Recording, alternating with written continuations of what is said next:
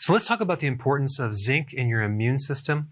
Zinc is probably one of the most important trace minerals because it does so many things. But one of the most important things it has the capacity to help is supporting your immune system. It's involved in genes, DNA synthesis, making DNA. It's involved in many different enzymes. It's involved in protein synthesis, wound healing, heart health, joint health, insulin, thymus function, and your gonads. If you're low in zinc, you're not going to make enough testosterone. So let's take a look at what occurs if you become deficient in zinc related to your immune system. First thing is that your thymus gland starts to shrink, okay? It's called thymic atrophy. Well, you need the thymus gland to make T cells. It's a training camp for white blood cells. Also, your lymphocytes go down. This is part of your army that fights infection.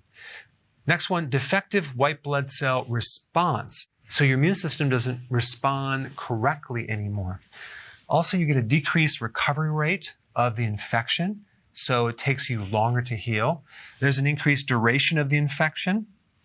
There's also increased inflammatory response. There's increased oxidative stress, which creates a lot of collateral damage. And then you have a general decreased capacity to fight off infections. And you're susceptible to viruses and bacteria. Other than that, you're good to go. Now the question is, how do you get it? Well, there's certain foods that are very high in zinc. Oysters are at the top of the list, and also other shellfish. Red meat is a good source of zinc and other trace minerals. Seafood, fish, and pumpkin seeds. If you wanted to get it as a supplement, I recommend getting the zinc biglycinate chelate. Why? Because this is much more bioavailable than other sources. It has a 230% better absorption rate than zinc sulfate and a 390% better absorption rate than zinc oxide. There are certain things in your foods that can prevent the absorption of zinc.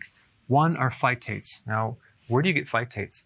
That's in all the cereals. It's in the whole grains. It's in the bran. So if you're consuming cereal on a regular basis, or you're doing breads and pasta and cereal and crackers, things like that, you potentially could be deficient in zinc. Also, oxalates can deplete your zinc, and that would be in spinach, almonds, chocolate, kiwi, rhubarb, antacids. Antacids will also lower the absorption of zinc, and it really has to do with your stomach acid. You need a lot of strong stomach acid to pull in the zinc. So antacids pull the stomach acid out, leaving you deficient in stomach acid, and now you can't absorb zinc. Also, malabsorption. If there's some type of pre-existing gut damage or inflammation in your gut because of whatever, maybe you took antibiotics when you were younger, that could prevent the absorption of zinc. Also, gastric bypass could be another situation. So if you have any of those conditions, you need to take more zinc, especially if your immune system is weakened and you're more susceptible. If you haven't seen my comprehensive video on boosting your immune system, I put it right here. Check it out.